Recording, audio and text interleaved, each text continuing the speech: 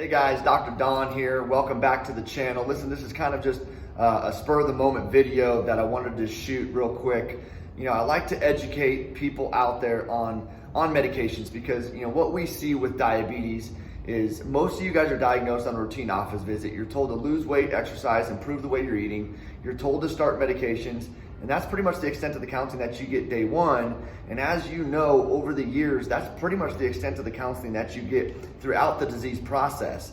So with that conventional approach of just taking medications to cover up the symptoms of a metabolic disorder like type 2 diabetes, what we see is the disease continues to progress over time. So what are we doing? Well, we're always looking for the next best drug in order to get my hemoglobin A1C down, in order to get my fasting glucoses down. Basically, let's slow down the progression of the disease so that I don't reach the complications of the disease tomorrow or the next year. Hopefully it's not for years and years down the road. We'll see, again, with my approach with type 2 diabetes, we're not interested in managing the disease process. I can put you on a path to reverse the insulin resistance so that you can completely walk away from this disease process. But what I like to do is I like to educate you on what these medications are doing when you take them, because the problem with type 2 diabetes is insulin resistance. There is no drug, and there will never be a drug that is able to reverse the insulin resistance. If there was, you'd be able to take medications for a period of time, get off of them, and then the insulin resistance would be corrected. But as we know, that's just not the case. So this new medication called out that's called Rybelsus is there's injectable medications that act very, very similar to this medication. This is the first FDA medication of this kind that is now available in an oral form, okay? So you're not having to inject yourself, which obviously is very nice. They don't recommend this being your first medication. 99% of the time, the first medication that's used with type 2 diabetes is metformin because it is very effective. But again, because it's not addressing the insulin resistance, it's only a matter of time before that metformin is not effective enough. And again, that's when they'll add a drug like this, like Rybelsus, okay? And so this is a classification of a drug called the hormone GLP-1.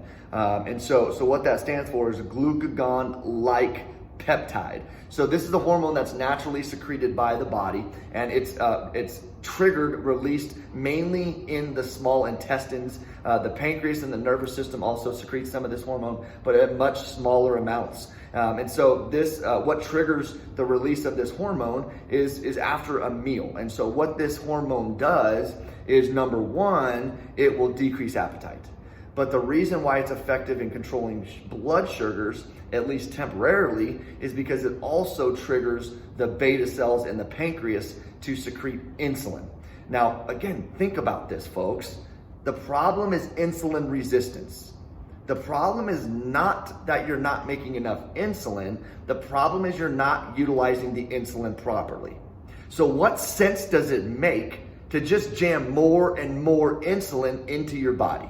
So these are a couple things that your doctor doesn't tell you when he prescribes a medication like this. Number one, rarely are the side effects talked about, which we'll go through what those side effects are, because some of them are very, very serious side effects.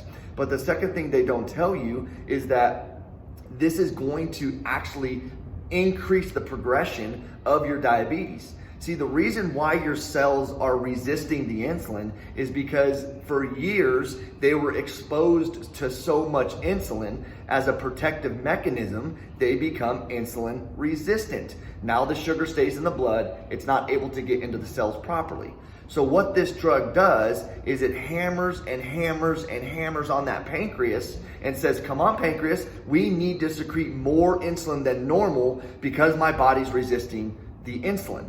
Well, guess what happens? And it does not take too long. Some people it may take a year, some people it may take 5 years. But at some point, those beta cells in the pancreas, because they're being overworked so much, they throw their hands up, they say, I can't do this anymore. Now the pancreas isn't able to secrete insulin. And guess what you're gonna be doing once, twice, up to 5 times every single day for the rest of your life if you don't change things? You will be injecting yourself with insulin because your body's now, because of the medications you were taking that was bullying normal physiology, that was hammering on your pancreas.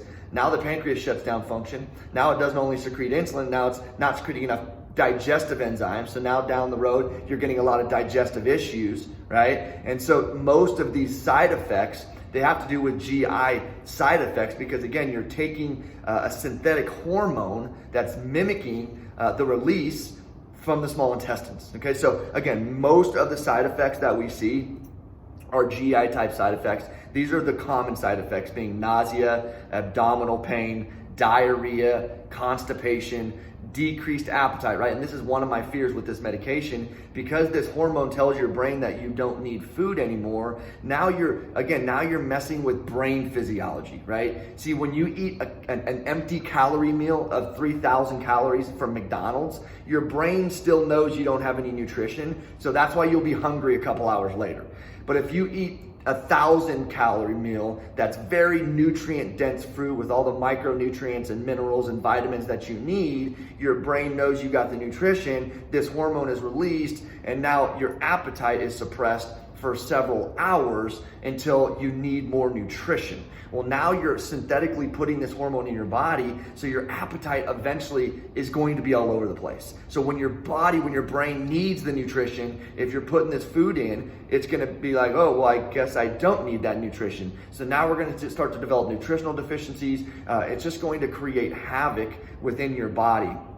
And so we see vomiting is another big side effect. And a lot of these effects, it's similar to like metformin. A lot of metformin patients, when they start taking metformin, they have a lot of GI issues because of what it does as far as manipulating how you absorb carbohydrates. These symptoms are very, very common. They usually don't last very long because our bodies are very adaptive. We're able to adapt to this synthetic hormone that you're putting in your body that in the end of the day is going to devastate your physiology and your hormone balance. Now, this is what's concerning because listen, I saw a commercial and I was sitting here enjoying my Friday afternoon with my kids. We were hanging out doing some family time and this commercial came on in the background. And whenever I hear drug commercials, I kind of, half my brain just starts listening, right? No matter what I'm doing. So started talking about this GLP-1 oral medication. And so, of course, I went to the computer real quick, things you guys can get off of PubMed and off of, this was just recently in the fourth quarter of 2019, approved by the FDA. And so here's what the research showed. The most serious side effects are to the thyroid and to the pancreas, also the kidneys. Why the pancreas? Well, because you're forcing that pancreas to secrete much more insulin than it's designed to distribute, to release, and so it's going to cause a lot of issues down the road, right? Pancreatitis. They say, well, we don't know if it's okay for a patient to take this if they've had pancreatitis in the past.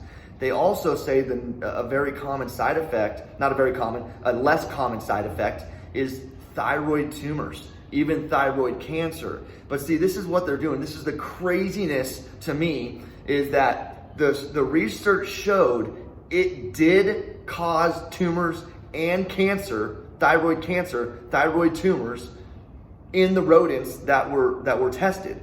But because it was never tested with humans long term, we don't know if it's going to cause these issues in humans.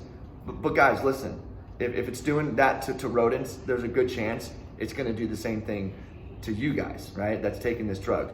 Now, I'm not sitting here beating up on the medical community. I know the science behind these medications are brilliant, but the application is horrific. See, if all you're willing to do is take a medication to slow down the inevitable progression of this disease, which is what they're telling you, that's the only thing you can do, then you're going to become a statistic like most all diabetics in our country. And the statistics are horrible. It's the #1 cause of heart disease, and heart disease is the #1 killer.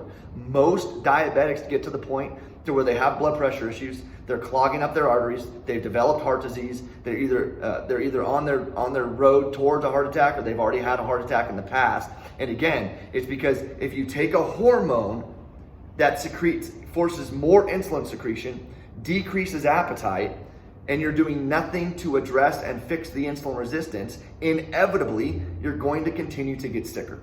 See, the definition of insanity is doing the same thing over and over and expecting a different result.